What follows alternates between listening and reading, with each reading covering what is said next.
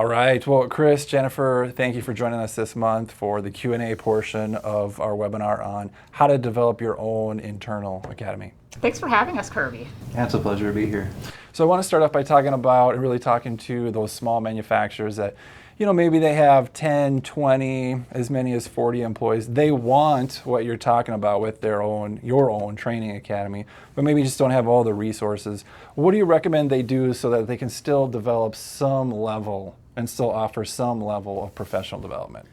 I'd first approach it with intentionality. You want to make sure that even though you have a small workforce, you're assessing and addressing their skills gaps however you can do that. Now, for a smaller manufacturer, that might look like mentorships, where you simply put an employee with another employee to teach them the ropes or teach them a skill.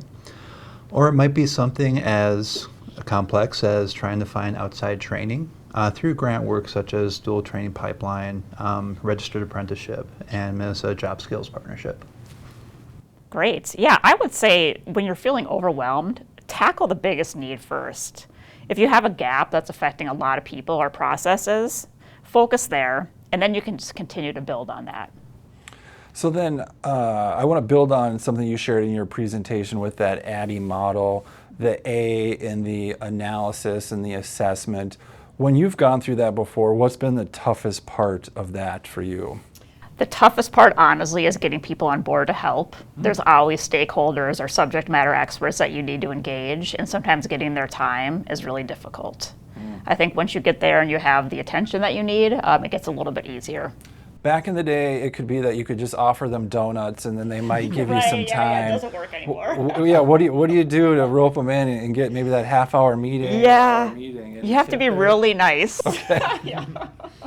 And then, Chris, how about you? Anything else that you could share as it relates to, the upfront analysis and the assessment of that's really going to justify, the rest of training and or any kind of internal program? Sure, there's a certain amount of storytelling that goes into training and development that can really help you push those initiatives through. And I'd say by developing the program with your subject matter experts, getting their buy-in, and be able to create that narrative when you're addressing leadership to tell them this is why we need this training, this is what we're looking to address as far as the skill gap goes, it can go a long way. So then just building on that, let's say you've got a leader that's on the fence about, should we not, spend the time, spend the money. Have you been in that scenario? And then can you just tell everyone a little bit more about how you got that leader off the fence? Absolutely. Well, the key to getting the leader off the fence is to get them to buy into the long game. Again, we know that the unemployment rate in Minnesota is incredibly low, so it's already tough to attract that high caliber talent. And be able to tell your leadership that if we are forward-looking, if we have a long-term plan, and this training is necessary to not only attain, but to retain that talent, I think it goes a long way. Anything you would add in terms of getting that leader off the fence? Yeah, I think they need to understand how training and development really enhances the employee experience as well. When you have happy employees, they stay. It makes your culture really strong. They'll recommend your corporation to other people as well. So I think, leaders need to hear those messages as well. Very good, very good. So let's get into the budget side of things. So for companies that don't have a big budget, Jennifer, I can't help but think that your budget might be bigger than most that watch this. But for those that don't, what do you recommend that they do to be able to get the financial support that they need? Maybe you could rewind. What was it like for you, 5 years ago, 7 years ago, when you didn't have as big a budget? Yeah, the biggest thing I feel is always finding that champion, that somebody that will go and fight for you to get the funding that you need. And reminding them again of all the benefits that this brings to your company. And even more specifically, as Gen Z is coming into the workplace, we're really starting to notice the importance of that to them. So I feel like the investment is really worth making when it comes to developing people, especially if you want that high caliber talent that was mentioned earlier by Chris. Mm-hmm. Yeah, anything you'd add on this one? I think that's hitting the nail on the head is the expectations of the next generation as far as what they're looking for. Training is a tangible benefit these days, and being able to give to a new employee those certifications and those credentials, they see that just as important as having health care and having a 401k. And they can demonstrate to your internal champion, by this small investment relatively in training and development compared to what we invest in healthcare, compared to what we invest in a 401k, it can kind of help them frame that your very small ask has very long-term benefits. Absolutely. How do you know that to be true measurably? I'd say at Intech right now, I don't have the exact numbers, but I think our retention's below 3%, about 2.8% right now. But another kind of telling thing is our absenteeism is only 1.3%, which tells us that not only are employees sticking around, but they want to come to work. And that is so valuable, to have your employees engaged and buying into your company. Yeah, absolutely. And just to add on to that a little bit, we release a course and it's full almost immediately. So the demand is really high for people. They're very interested in that. They're really interested in learning more about how they can be better people or better employees or better leaders, whatever that may be. So that's just a really good selling point as well. So then to build on that, you release a course, it's full, you have dozens and dozens, maybe hundreds and hundreds at some point in time.